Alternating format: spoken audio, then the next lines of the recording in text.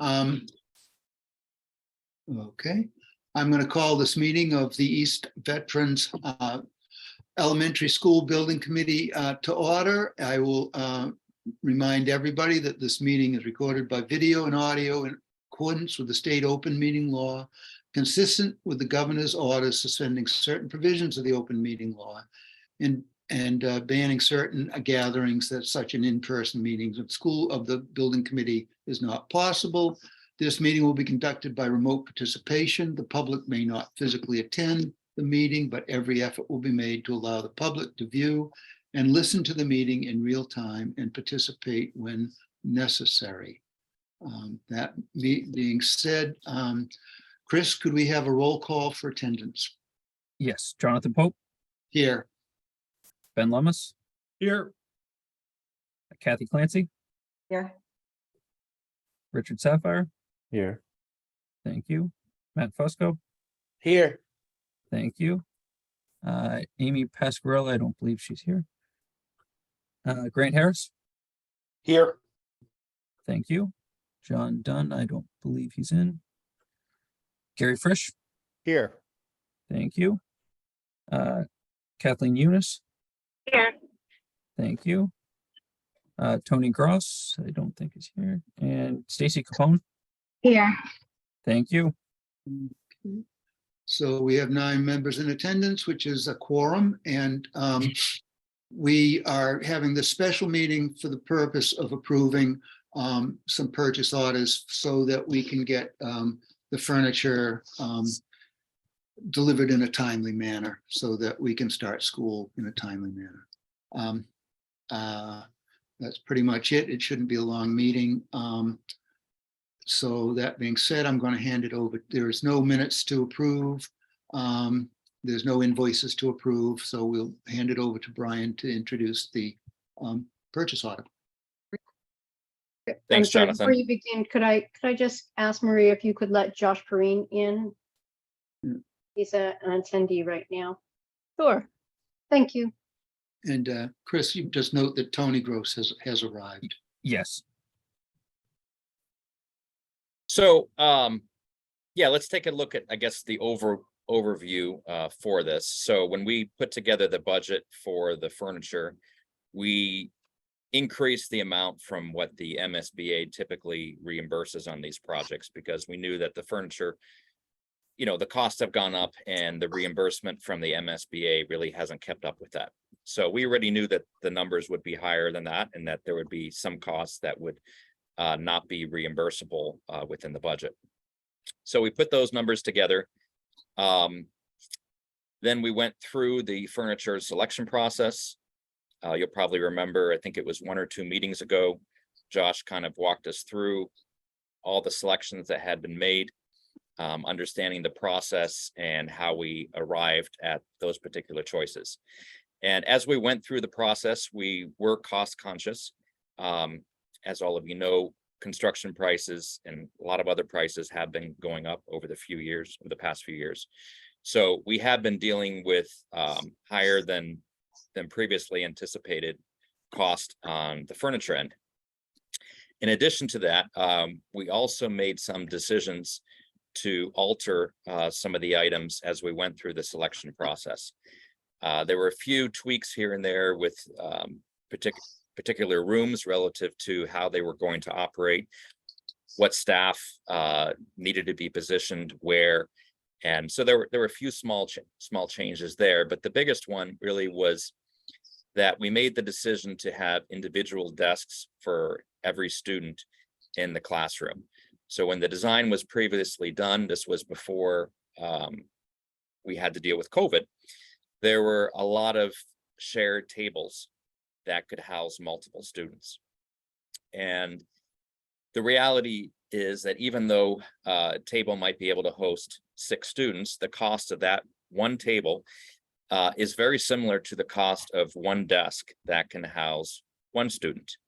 So as a result of that change and some of the smaller ones that I mentioned, the furniture number did come in higher than what we had budgeted. So this is something that we were aware of going through the whole process. that we were tracking about $200,000 over our budget. Now, when I say our budget, this is just the furniture line item. So we're not over budget for the project. We do have contingencies in place that can cover some of these overages. And even within the allocations we currently have for furniture, for equipment, and for technology, and within that $200,000 overage, we still have some contingency built in. So if we got rid of that contingency, we're tracking about $100,000 over. And we're still not finished with the equipment and the technology selections. I am hoping, kind of crossing my fingers on this as we go through, that the numbers might be able to come down a little bit more. But that's kind of where we stand as of today. So what we want to do today, understanding this, is look at the overall costs for the furniture selection that's been done. And these costs are actually very low relative to what we're getting. So we were able to purchase pretty much all of this equipment through the Massachusetts Higher Education Consortium. So pretty much we're getting about a 53% discount on the list price of the furniture. So that's significant. So what I'm going to do is pull up the summary. Let's see how I can share that here.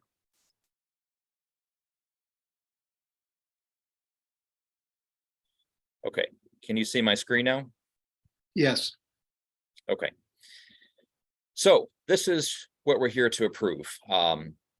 So you can see on the left, you have the vendor, then the individual manufacturers. So those are the actual furniture manufacturers, but we're buying them kind of through one vendor that can procure all of them, what the individual costs are.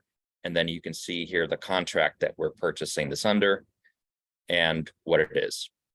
So the first purchase order would be for Red Thread for these items listed here, a lot of tables, desks, chairs, so forth, getting them to the site.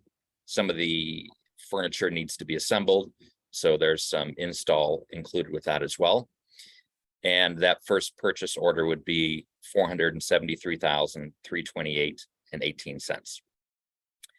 The next one would be for WB Mason. Here we have some, some more of the admin furnishings, and then also the student chairs were purchased under here. Some shelving, some areas for the nurses station. That total purchase order would be for $162,569.30. Moving on down here, we have one for Wenger for $23,805.88. That's for most of the music equipment. And then we have Tucker Library Interiors for $78,107.63.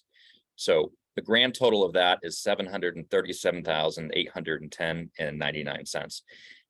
Now, we do have some additional furnishings that are going to be purchased out of the technology budget. So that's because even though these are furnishing items, they really relate to the function of the technology. So one of the examples of this is for a small table or desk-like piece of equipment that we needed to install at the front of the classrooms to house some of the cabling and a box and have a place to put down a laptop so that we can use the projector in the room, because there were some changes into how that was configured. So even though these are still furniture items, they are being purchased through the technology budget. So we have two vendors here. We have Red Thread, WB Mason, and those two total $24,933,098. So what we'd like to do is Brian, you said 24 million instead of 24,000. Yeah, you got me a little concerned there. We're way over budget. 24 Beautiful million. lecterns, though. They're gorgeous. yeah. That Grant, he knows how to pick. Yeah, Grant has expensive tastes. Wow. Well, yeah, we are trying to keep that in line, so we've got it down to 24,000 instead of Oh, 24. nice. But That thank you for sounds, pointing that out, Kathy. that sounds much better. So, so this is what we're here to approve. So I guess before we look to vote, does anyone have questions about the process, about the cost of these items, or anything else related to executing these purchase orders and getting the equipment to the school? Michelle, do you have your hand up? Yeah, I just want to say soft seating is not included in that technology. It's student desks. And student, Oh, that line, yeah, Yeah, that's, yeah. yeah. Okay, thank you. So most of this, Brian, is state contract. Is that That's correct. Well, it's the higher education contract, but yeah, it's very similar to a state contract. Okay, It works basically in the same way, but it's a different set of contracts, and you can see the contract numbers associated, all the way through on this list. okay. Any other questions, Kathy? I just wanted to make a comment, being on the Interiors Committee, we did go room by room and talked about kind of need to have versus nice to have. And we made those decisions. So there's a lot of things out there that are kind of cool and would be nice in addition, but we did remove things that were not absolutely necessary.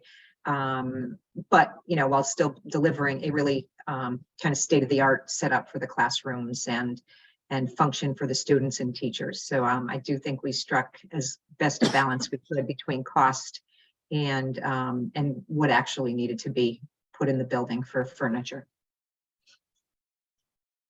Yeah, thanks, Kathy. Yeah, one of the examples was on the student desk. I think originally the desk that was selected was quite a bit more expensive.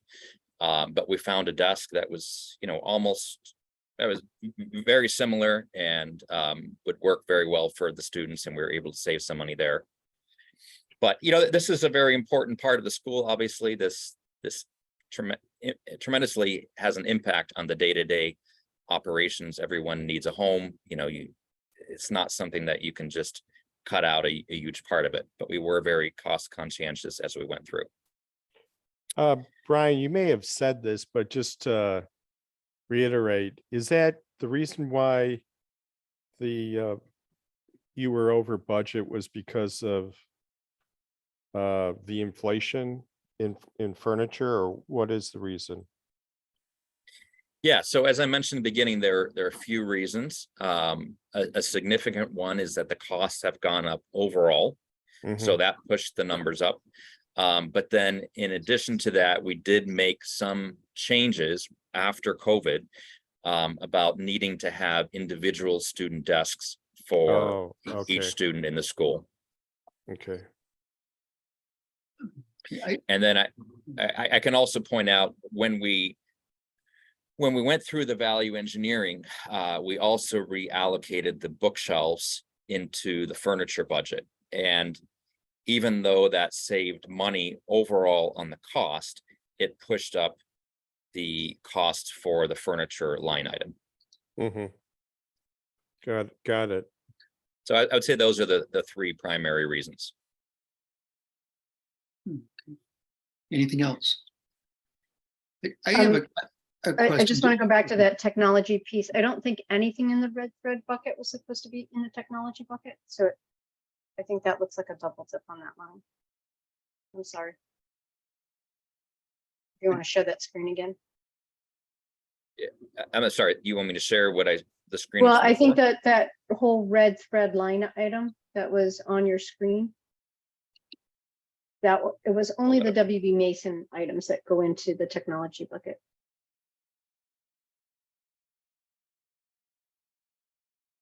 Yeah, the red thread line item.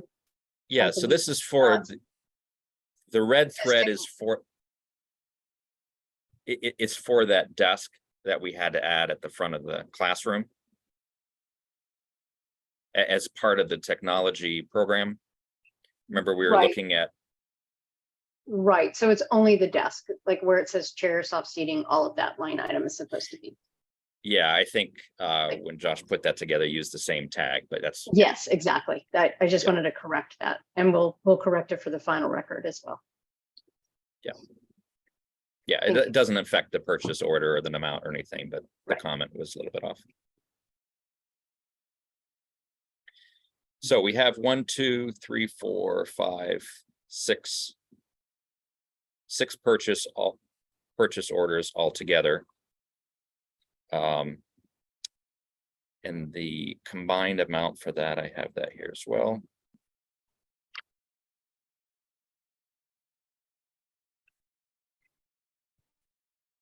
Just pops up always when I don't want it. So the combined amount would be $762,745.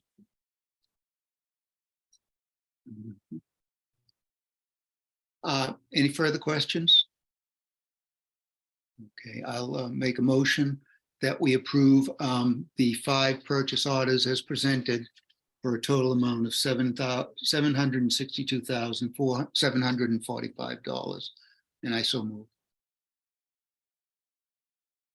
Second, There we go. Okay. Any discussion?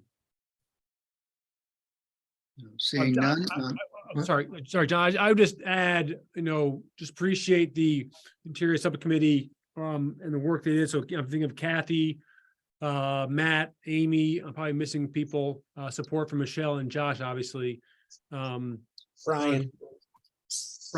Brian, Brian was there for most of Yep. those too. for working through this, putting a lot of time, you're seeing the results of a lot of work, a lot of meetings, a lot of, input from staff and also from students. I mean, I was in a couple of meetings where we had students sit on chairs and get their input. And so it was we're going through it pretty quickly here because so much work has been done and done well.